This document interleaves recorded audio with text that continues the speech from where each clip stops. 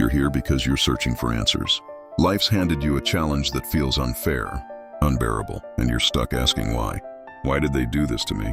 Why do they hate me? Why is it that when I try to live with honor, integrity, and purpose, the world spits in my face? Let me tell you something that you need to hear. This isn't about you. This is about them. The people who come after you, who attack you, who try to destroy what you've built. They're not doing it because you're weak or because you've done something wrong. No, they come after you because you've dared to stand for something they can't understand.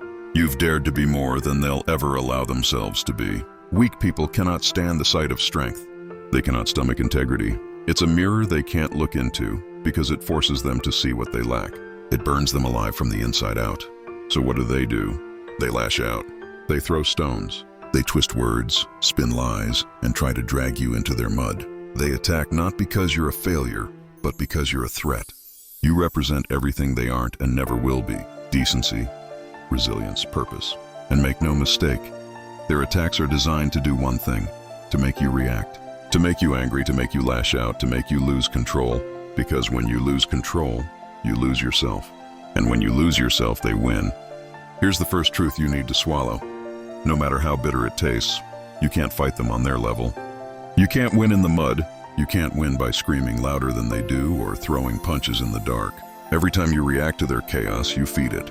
Every time you let their venom into your mind, they gain power. Real strength, the kind that lasts, doesn't come from retaliation. It comes from restraint. It comes from standing tall, unshaken, while the storm rages around you. That's what stoicism is. Not apathy, not coldness, but power through silence. When someone throws fire at you, they expect you to burn. They expect you to flinch, to scream, to crumble. But what happens when you don't? What happens when their fire finds no fuel? It dies, it suffocates, and they're left with nothing but the smoke of their own failure. You need to be the mountain that is immovable, unshakable. Let their storms crash against you. Let the wind howl, let the rain beat down, let the thunder roar. And through it all, you stand. Because here's the thing, no one can destroy you unless you let them. They can take your time, your energy, your money. They can even try to take your reputation. But they can't take your integrity. They can't take your soul. Those are yours and yours alone. The only way you lose those is if you hand them over. Don't. Now let's talk about something even harder than standing still. Forgiveness. I know. It sounds impossible, even infuriating. How can you forgive someone who's tried to hurt you, who's lied about you, who's done everything in their power to tear you down? Here's the truth. Forgiveness isn't for them. It's for you. Carrying anger, carrying hate. It's like drinking poison and expecting the other person to die. It eats away at you. It weighs you down. And it keeps you chained to them long after they're gone. Forgiveness isn't weakness. It's freedom. But forgiveness doesn't mean forgetting. It doesn't mean letting them back into your life or pretending their actions didn't hurt. It means letting go of the need to make them suffer. It means refusing to let their darkness drag you into the pit they live in. It means choosing your peace over their chaos. Because trust me, the universe will handle them. God, karma, fate, whatever you believe in, sees everything. And it has a way of balancing the scales. That's far beyond anything you could orchestrate. Which brings me to revenge. Sweet, seductive revenge. It whispers to you in the dark, doesn't it? Tells you how good it would feel to make them pay. To watch them crumble the way they made you crumble. And you know what? It would feel good. For a moment.